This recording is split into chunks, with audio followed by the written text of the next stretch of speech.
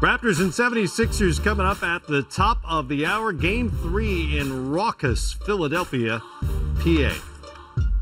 Time to say hi to John Schumann, who digs deep into the numbers on NBA.com and who's here to blow our minds with some trends from the Philly-Toronto series. We spent a little time on the Embiid-Marc Gasol matchup earlier in the show, Shu.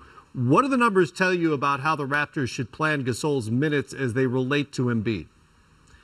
Yeah, I mean, Embiid hasn't shot well no matter who's been on the floor for Toronto, whether it's been Gasol at center or whether it's been Serge Ibaka. But he's gotten to the line a lot more against Ibaka, and the plus-minus is just really dramatic as far as, you know, Embiid with Gasol on the floor, minus 21 in 36 minutes. With Ibaka on the floor instead, Embiid is a plus 28 in 26 minutes.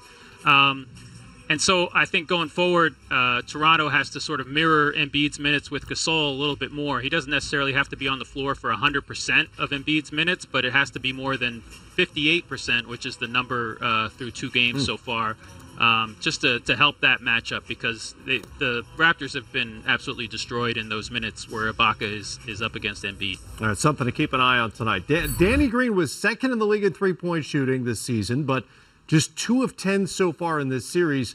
What have you noticed about those shots, those misses so far? Well, I mean, it continues a trend from the first round where Danny Green was second in the league, Joe Harris was first in the league, and both of these guys have shot poorly from three-point range against the Sixers in these playoffs. Now, it's small sample sizes in both cases, but I do think that J.J. Redick has done a decent job of guarding those guys off the ball, denying them the ball, giving them less chances than they usually get, contesting a little bit better. Redick can be picked on in isolations and pick and roll. We saw that in the first round when he got picked on, say, by Spencer Dinwiddie and Karis LeVert.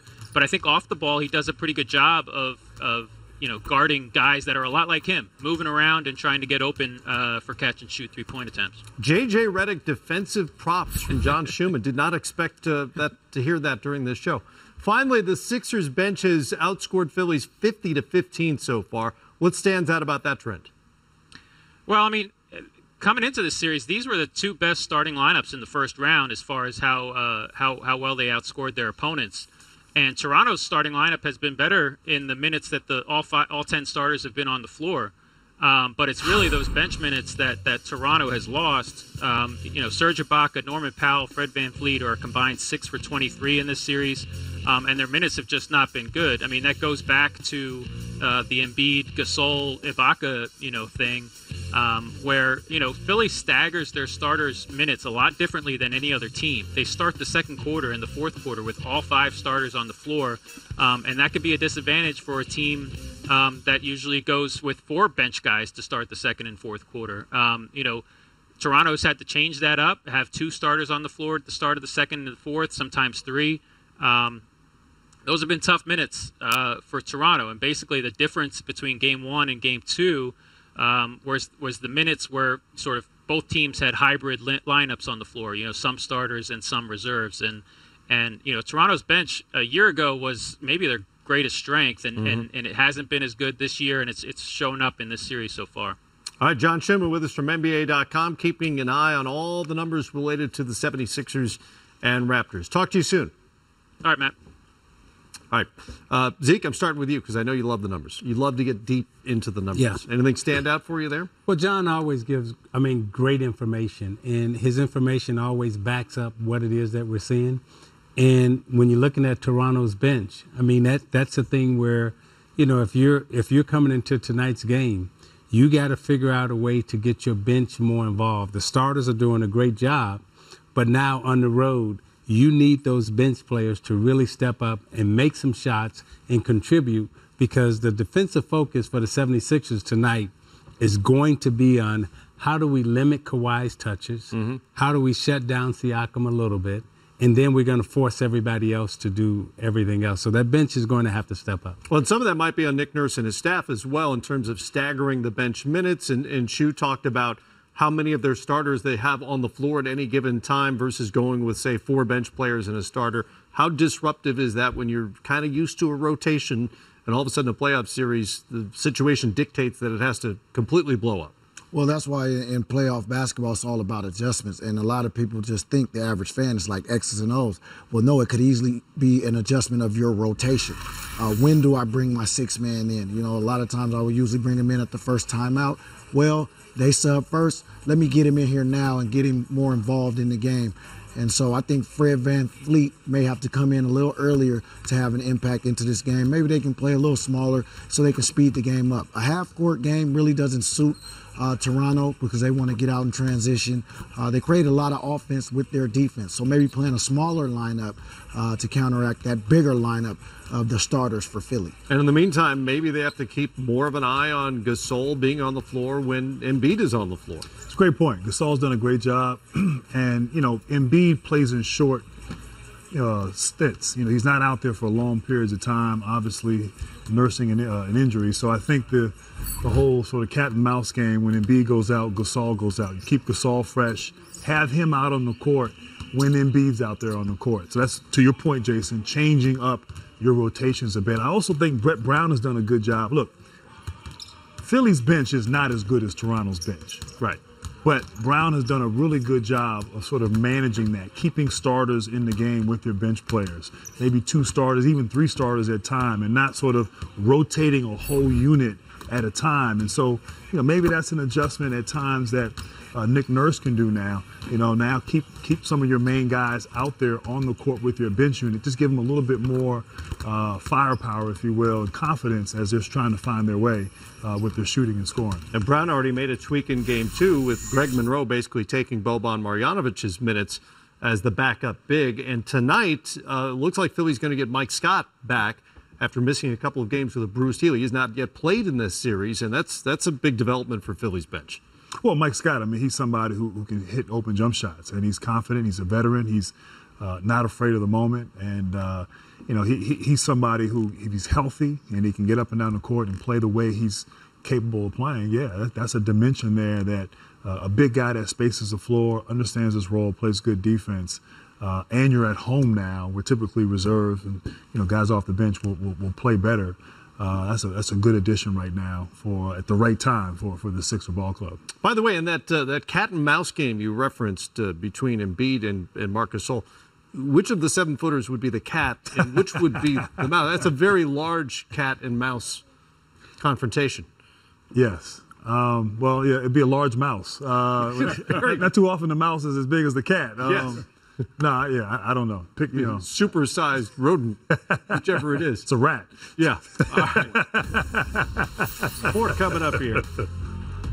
Philadelphia is the place to be tonight for the Raptors and 76ers. Game 3, top of the hour on ESPN. More coming here. A 2-1 lead tonight. Brett, how are Mike and Greg looking for tonight? Still going to be a game time decision.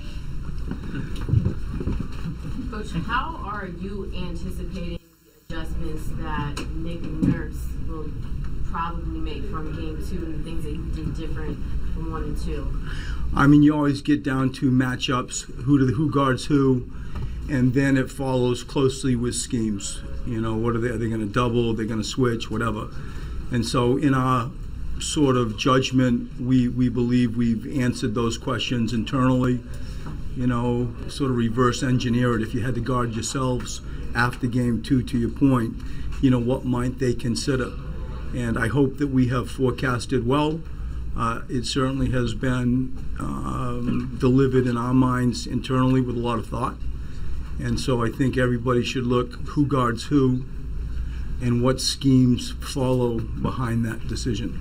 Can you look at the Brooklyn series and this series? In what ways do you think you guys have reaped the rewards of your rebounding? How do you think that that's helped?